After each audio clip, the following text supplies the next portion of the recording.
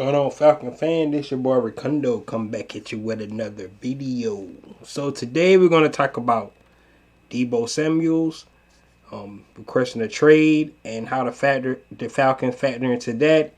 We're also going to talk about another player that I'm highlighting today. I'm highlighting Neil Farrell Jr. out of LSU, defensive tackle.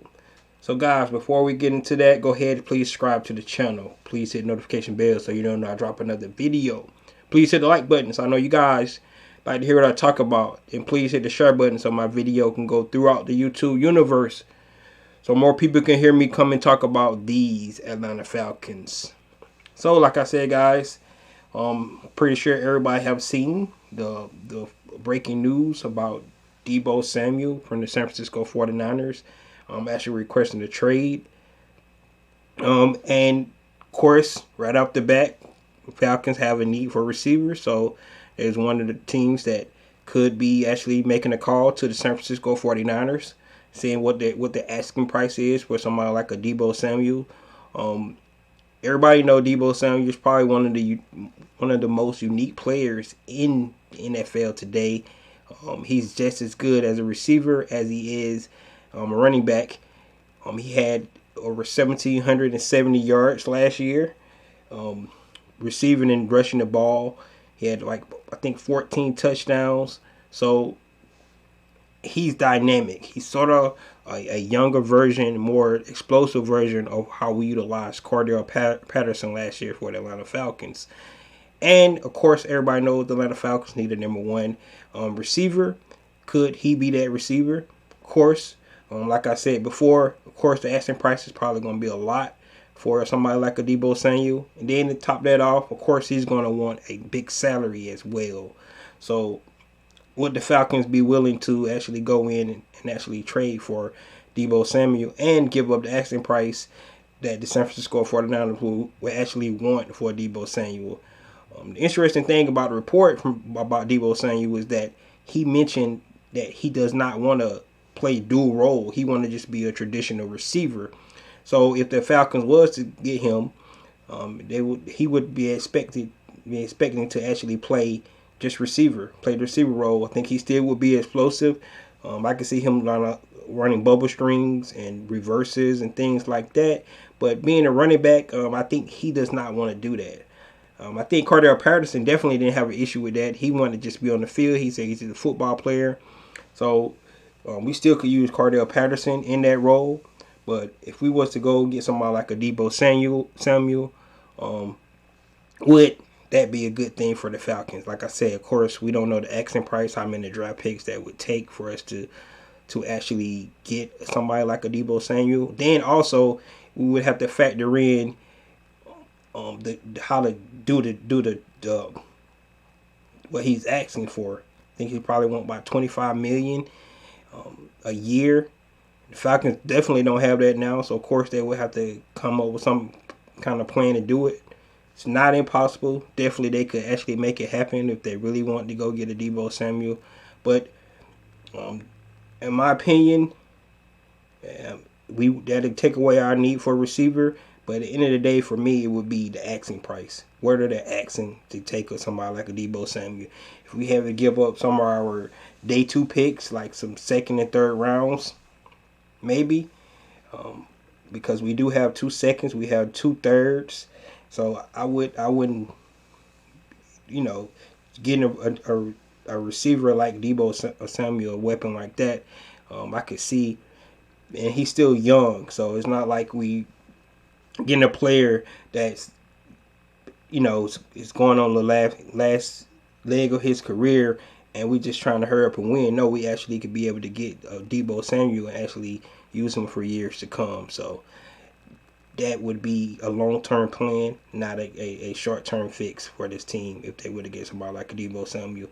Of course, DK Metcalf is also out there. He has not requested a trade, but with somebody like a DK Metcalf be a better fit for Arthur Smith's system. Of course, he played with Arthur Smith. So we have to just think about if something about somebody like a DK Metcalf was to come up on a trading block like a Deebo Samuel, who would be a better fit for the Atlanta Falcons. So, but anyway, we will just have to see how it shakes out. Of course, we're 8 days away from the draft, so if they are going to make a trade, I'm pretty sure it's going to be tied to the draft somehow. They make it on draft day, before the draft. We'll just have to see how it shakes out. But it's going to be interesting to see where Deebo Samuel ends up. The 49ers do not want to trade him, but he's requested a trade, so we'll just, more than likely, he probably won't play for the 49ers again. So, you guys let me know what you're thinking about Deebo Samuel, and would he be a good fit for the Atlanta Falcons, and should they give up what the 49ers are asking for to get him, and would that hurt us for the future and moving forward? All right, so the next thing I want to talk about, like I said, guys, we're talking about players nobody really talking about in the draft that could potentially be good fits for Atlanta. So we're going to talk about Neil Farrell Jr. today. This guy is definitely somebody, definitely not on the radar. He didn't test well at the combines. His 40 time was like 5.41. So compared to somebody like a Jordan Davis, defensive tackle, he's 6'4", 325. He's not on the same level. But however, getting somebody like Neil Farrell Jr. in like the 5th round for a depth piece could be something that the Falcons could look. And I'm going to tell you the reason why. So the one reason why, because if you look at his numbers in 2021, he's 45 tackles, 9.5 tackles for a loss, a sack, and then you look at, he has 24 pressures as a defensive tackle. He would be the perfect two-gap defensive tackle used for the Atlanta Falcons. He was one of the most double block defensive tackles in the NCAA last year. He's a great run stopper. You have to put two blockers on him, or he's gonna disrupt the run game for you. That's the kind of player he is. So yes, he probably would be more of a two down defensive tackle. He would only be in on rundowns in the base defense, and then when it comes to the pass, he would definitely have to come out the game. He's strong at the point of attack. He actually, if you're looking at 24 pressures, if you don't put two hands on him, he will be able to penetrate the backfield and actually, like I said, to disrupt plays. But if you do put two blocks on him, that's going to leave space for people like a Grady Jarrett to go one-on-one, for our linebackers to be able to run and make those plays that we want them to make as well. So definitely a depth piece that the Falcons can definitely use. Like I said, a great run stopper. If you go back and look at his film, most of the time when he was on the line, he was getting double teamed because he disrupt run plays. That's the kind of player he is. If he get into an NFL weightlifting program, he probably could transfer some of that slapping his fat that he had. And if you go back and look at his combine, when he ran the 40, you can see what I mean by that.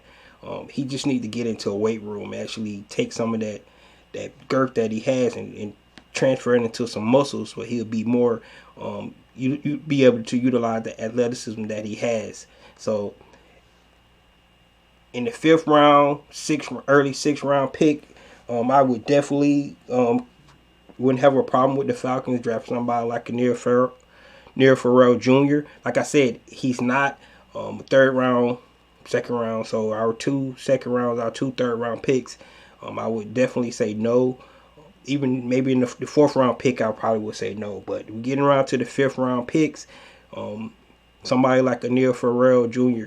could definitely be somebody that can be depth. And a lot of the pro scouts are kind of thinking that if we get him to their building, and like I said, get him to a weight program, he definitely can be a disruptor for a lot of teams. Somebody that always have to get double teamed doing the run is somebody that you probably want on your team. That's definitely what the Falcons would be looking for. In a big body, they would miss on somebody like a Jordan Davis, and earlier in the 1st round, maybe a Travis Jones or Winfrey, somebody like that.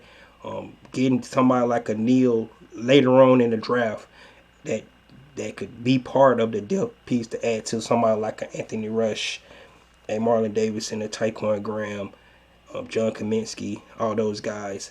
We definitely, and then the other defensive tackle we just signed as well. So you think about all those big bodies, you adding somebody like a Neil Farrell Jr. to that, just more depth for this defensive line.